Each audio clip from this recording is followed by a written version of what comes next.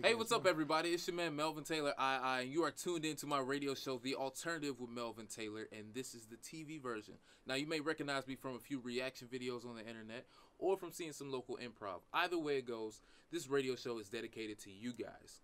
We like to talk about what's going on in music, entertainment, more, while also having some very cool interviews at the same time. So definitely check it out. Let me know what you think. You can find me on social media, Melvin Taylor II, or find the radio show, The Alt with Mel, on social as well. And just hit me up and let me know, all right? I'll see you guys soon and enjoy the show. Chariots of Fire. Chariots of Fire. Ladies and gentlemen, that is the name of that record. What's up, y'all? It's your man Melvin Taylor Jr., a.k.a. Melvin Taylor II, back on the radio one more time with y'all with The Alternative with Melvin Taylor II. So glad to be back here with y'all for another week, man. Another week. We've had a lot go on. We didn't get Tiana Taylor's album until like midday, what was it, like Saturday or something like that? I ain't even get a chance to peep it yet, just y'all, because we got so much music that it came out already. Drake's Scorpion comes out this week, so don't forget that comes out this Friday. We had the BET Awards. I'm sure we're gonna talk a little bit about that and Jamie Foxx and everything that's going on. We got some Childish Gambino news that we're gonna have to get into too, man. It was kind of, they had a couple group threads that I was in being kind of upset about what was going on, man. We got a lot of music that we gonna talk about, but before we get into any of that, that last record that you heard right there, it's called Chariots of Fire by my man Barry Bondz. I got my man Barry Bondz and Game in studio. Fellas.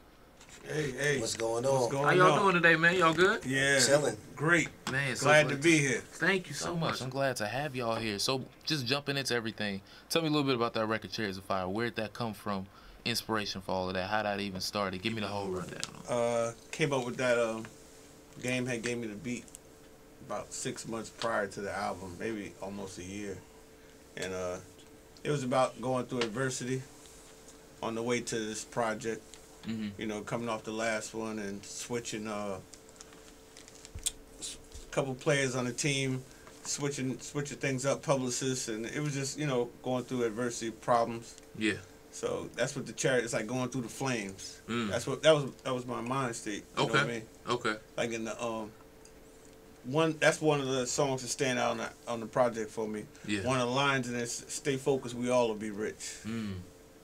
So you know what I mean? Yeah. That's something that like I repeat to myself, or you'll see me tweet or post on Instagram. Stay focused. I mean that. Yeah. I was gonna say I seen your social media games. You be on it. Yeah, you be on it with it. Okay. You know, but that song, that's my favorite song on the project. Really? Yeah. Okay. My favorites too. Okay, I know we was talking a little bit about it beforehand. Gang, what's some? Tell me some more of your favorites from the project. You just tell me just the work you did on the project, and then we can get to your favorites. Well, on the album, I produced every song on the album except for Mary. Uh-huh. And I executive produced it, of course. Mm-hmm. And you know, that's pretty much. I made all the beats, man. Yeah.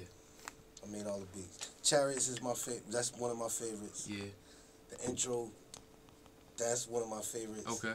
Okay. And Pharaoh is one of my favorites. Mm-hmm.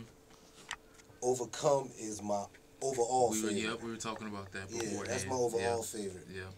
That was serious. Yeah. Do you wanna go into that one? Yeah. A little bit right now. Let's go ahead and talk about I wrote that record in Flint, Michigan. it. Who still ain't got clean water, by the way. Yeah. Let's just go ahead and put that out there. Get the Folks that water know. right in Flint, please. Most definitely. Yeah. I was out there. My lady had a family situation. She's from Flint. Oh wow. Okay. So, you know, I flew out there. It was an opportunity for me to fly out there. It wasn't a good situation, but we went out there, and you know, it was eye opener to me, like how people were still like going on day to day. Yeah. And that's what that's where it came from. It was like they're like normal. Yeah. But they really like don't have water. Now you were breaking it down to me pre-show and saying that like you were walking into the houses and you were seeing the stacks of water Stacks of water in the living room, on the outside of the house, in the driveway. Stacks of water. That's incredible. Seen a daughter handing the mother water to cook, bottle of water. Oh yeah, we shower with this water too. Like, and then I stayed with some family members, and You know, it was one side of town where we went to one place. The first place we actually went to stay, they didn't have water. I mean, you couldn't drink, shower, nothing. And then we went to another place where we had well water where you could shower, but you couldn't drink it. I don't mean to cut you off, B. Hey, yo, they still charging them for this water, too. They still got to pay a water bill. Hold on. Wait a minute. Wait. They still got to pay a water bill for water that they can't shower or eat. Or they can't even use it to cook. They can't bathe in it. And they getting charged for this water. People got water bills for contaminated water. It's bad. And, you know, just going through the town, like I said, riding through the city, I rarely seen any police out there. There was a lot of abandoned houses. Like I said, I was on certain streets. House, abandoned house. And, you know, what got me was how strong the people were. That's what the song's about. It's not even about the bad state. It's about, like, these people are powerful. They're resilient. They're, like, no problems. Like, if you did not know about the water, you wouldn't know. Right. They're just going on day to day, regular life. Okay. Choice. And, you know, that just motivated me to say, well, you know, what are we complaining about? Yeah. It's like, hey, at least I can go turn on the faucet type thing, you know? Yeah, you get back home, you get back to, you know, you get back over here, you like, wow. Like, you know what I mean? Bottled water that we drink halfway and throw away. And it's got a whole different meaning to you. Yeah, so it really motivated me. And that ended up being the last song I recorded I wrote it, but I recorded it when I got back. Yeah. So yeah, that meant a lot to me. Okay, so now for some of the folks that are out there just wondering a bit more about your background and Game's background as well, can you both just kind of give me or just take us on the journey real quick and just tell us what got you into music, why, you know, media, entertainment in general, and then we can kind of expand from there type thing. I got into music through Game. Yeah, okay. Game was actually an artist. I mean, he's still an artist, but it wasn't production, it was rapping. And then I was going to the studio with him, and then I had a passion for music. Yeah. You know, we love music, and, you know, I got into it, and, you know, it just switched, and he started doing both. You know, Game's multi-talented. He's writing, rapping, and producing. I rap. Triple threat. Yeah, oh yeah. Yeah, Game's a monster. That's what they say.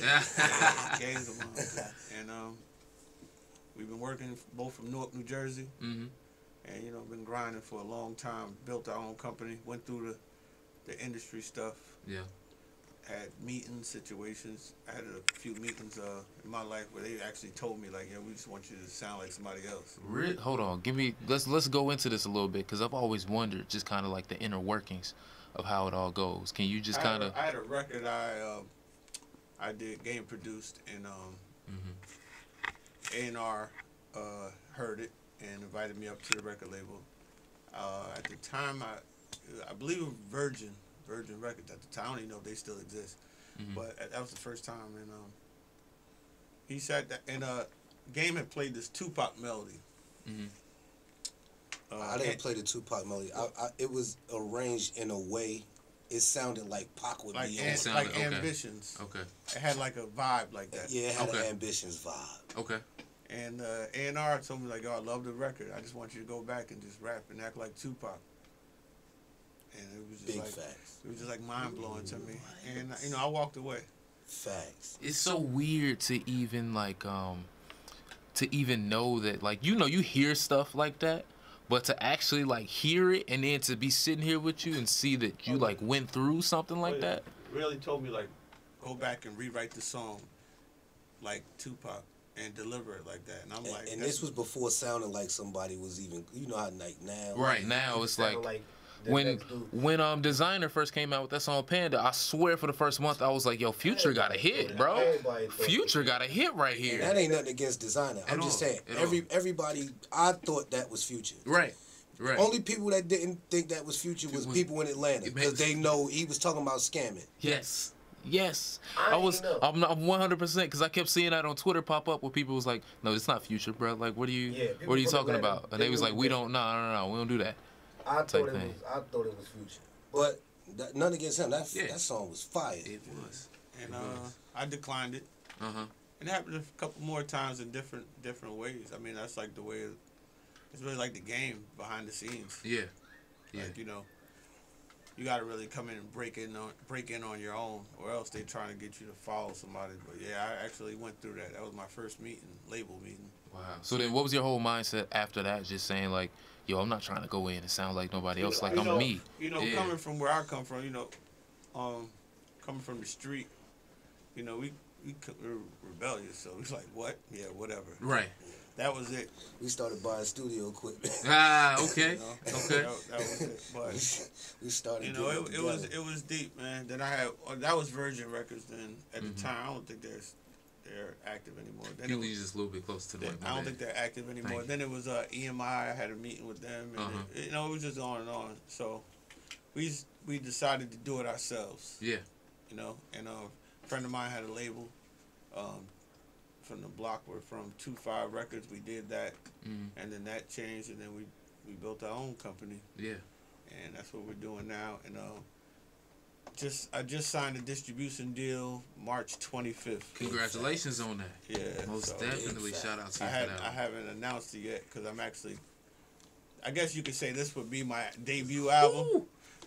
You know what I mean? But I'm working on right now. Like, we're in there, but okay.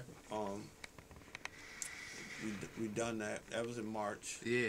And so now, we get ready to make some major moves now. Excited about that. Also, thank you so much for dropping that exclusive right here on the program.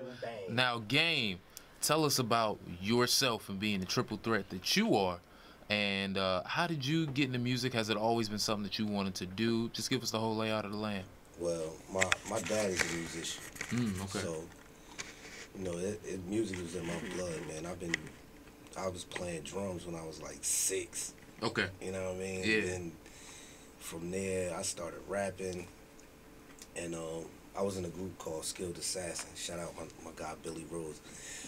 I was in a group called Skilled Assassins. And that's around the time B started rapping. When I was in that group. Okay. And I still wasn't producing yet, though. I was just rapping then. And then we had got into the situation with 25 Records. Like, that's when I started producing. So I started making beats around that time, and then from then on, I just experiment, man. I'll be making all them beats. I sing a little bit, rap a little bit. I write them hooks. You know what I mean? And that's pretty much it, man. My story's simple. You know what I mean? It's basically just from rap to production. Yeah. And then once I started producing, that's when my wings. That's when it kind of really opened up. That's when it opened up. Like, and that's really what I had the passion for. So I kind of fell back on the artist tip because my passion was to make music. I like chords. I like rhythm. I like drums. You feel me? Yeah.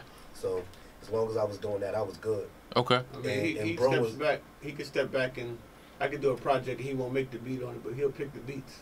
From somebody else. Yeah, I don't gotta make all the beats. Yeah. I ain't selfish. We could all get some. Yeah, he's like, yo, it ain't no fun unless we all get some type of. If I like it, it got a good chance of making an album. He'll engineer the album. He won't pick the beat, but he'll engineer it. I recorded that. I recorded that album too. I recorded that album too between me and Alcatraz. Okay. But I recorded that album. I engineered it. Yeah. I do a little bit of everything. The MMIX album is. Oh, I was gonna say we gonna hold that for after the break because I do want to get into that. But before we do that, just tell me real quick, how did you guys first meet? We gonna hop in. Tell me how you guys met. Then we gonna hop to some music, and then we gonna get into MMIX. Cool. I want to hold that for a second. Go ahead. All right. Well, Barry is my cousin. So this is a family thing. So y'all knew each other. Grasshoppers. Okay. Yeah, we from the mud. Yeah, right. We from the mud, so, man. It just happened that, like I said, he was doing music and I caught the bug and just kind of like switch roles. Okay. But just kept going. Right. But he does it. He still does it all. You know what I mean? Okay. Most definitely then. Well, all right. Well, fellas, just hold on 1 second. We're going to come right back after a little bit. Ladies and gentlemen, remember you are tuned in to The Alternative with your boy Melvin Taylor. We got a song right now for you by Mr. Barry Bondz. This one is called Check Down. Remember, this is The Alternative. Don't go anywhere. You know what it is, man. It's your boy Saha the Prince, good music partner, and you are now listening to The Alternative. Yo, what's up, ladies and gentlemen? It's your man Melvin Taylor Jr. back one more time right here on the radio for The Alt with Mel. Got my man Game and Bondz in the studio with me. We was just saying a second ago, you was asking me about the Janelle Monáe album. It is great. That's her last joint, right? Yeah. It's called, wait, let me not even mess it up. It is Dirty Computer.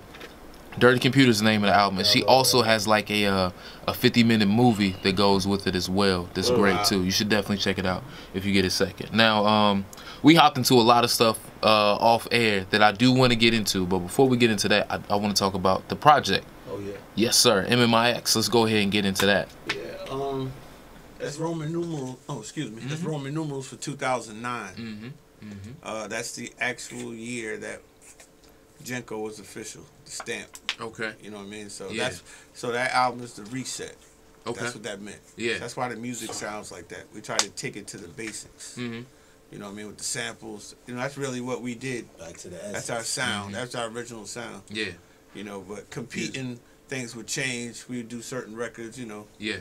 So that's what that meant. That's so it was just kind of like what you were saying, just going back to let's see who we are. Yeah, you hear the intro. That's what that, like that sound. Okay. Yeah, I get it now. In case y'all don't know, the intro for the album, the song's actually called 2009. Yeah. So make sure that y'all check that out as well. We'll probably tweet the link out so that y'all can find it later on. Stay tuned for the so the remix is coming soon. Okay.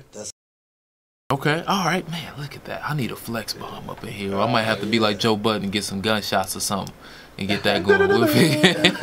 We'll figure that out. So tell us about the company overall, because we were, again, off air, we were talking about Nipsey Hussle and how just his grind is something that reminded me a lot of what you guys are doing and what you guys are building up. So give us a background on the company. The actual company is called Genco Media LLC. Genco came from the Godfather, you know, Genco olive oil. So, you know, we took that, like we're coming from where we came from, the street, so we use that.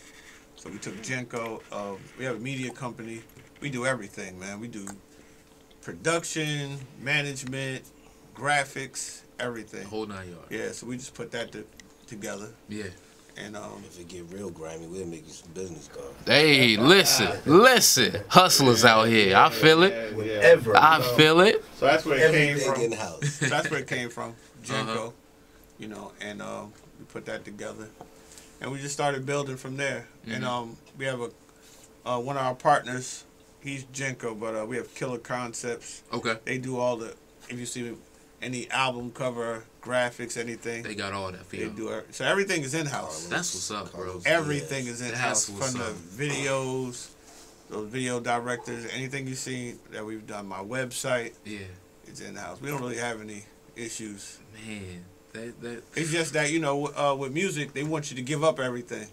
Yeah, they'll bring you in, but you got to, like, sign your life over. You know, so that's what you got to see what your brand is worth. Is it worth it? Yeah. You know, that's the question.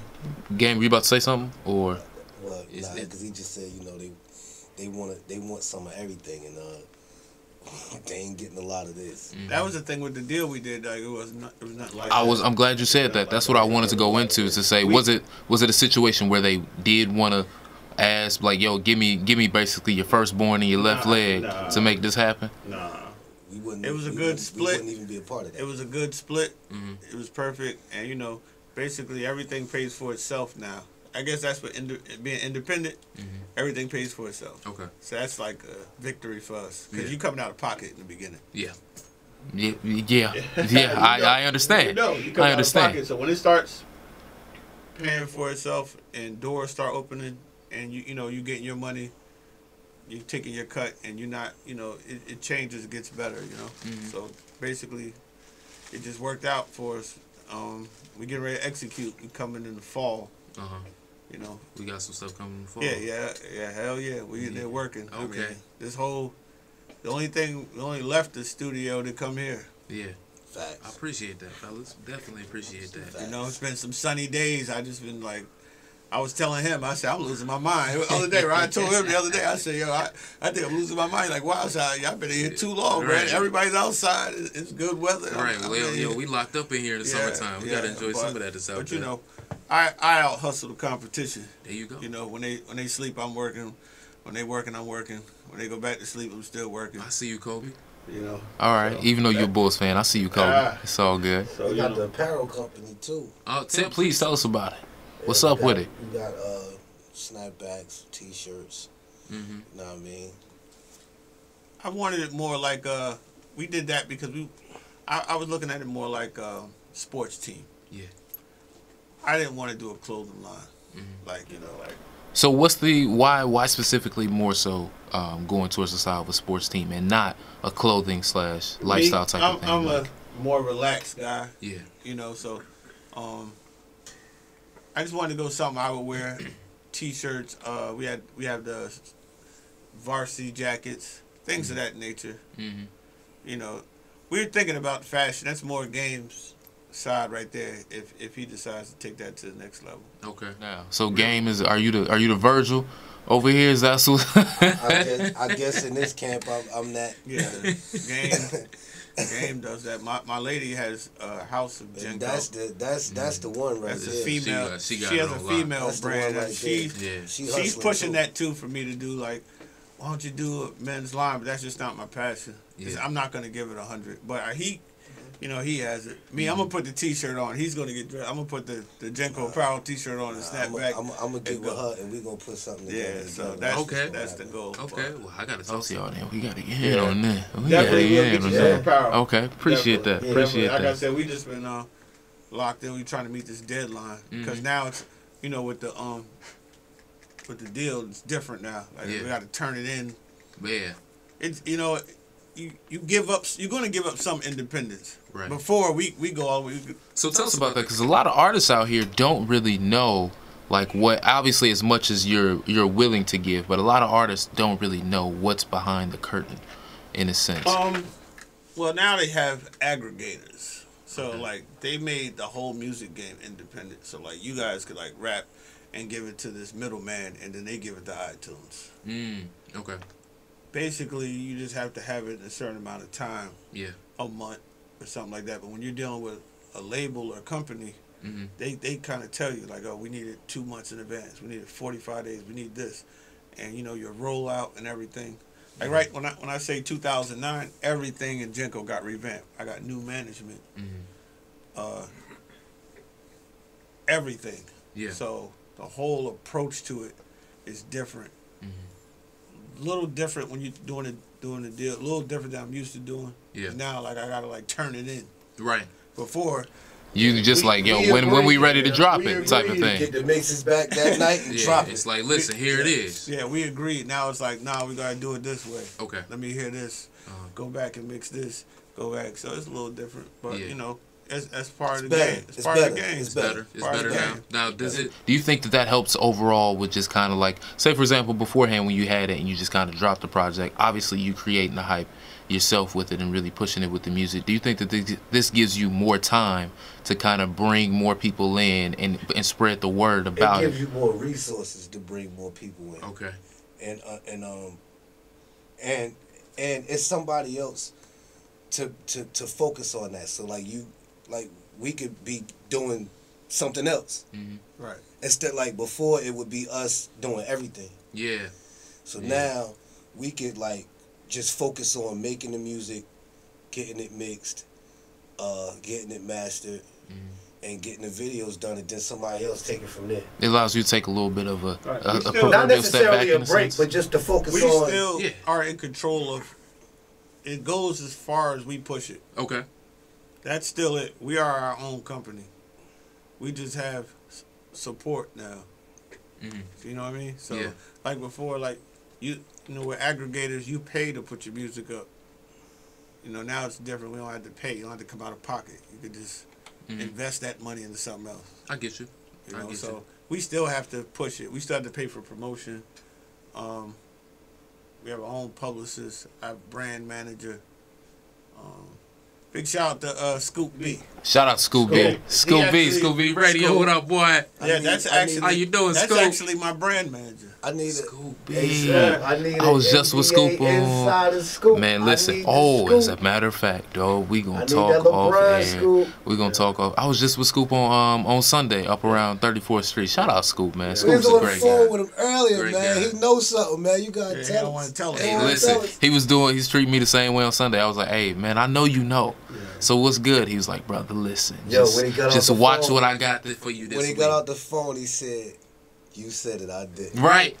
That's his favorite line. Yeah. Yo, as a matter of fact, now I'm glad y'all brought that up because we can talk about that and use that to slide on. Did you see the article that he posted earlier today? Yeah, that's what he called. That's what he called. Tell you about it. Yeah. Cause we were moving around, so I couldn't. I didn't get a chance, and he was telling me about it, and I was asking, I'm like, yo, where are you going, man? Yeah. I'll just call him like, yo, where are you going? Or like, what do you think about this? And he wouldn't tell us today.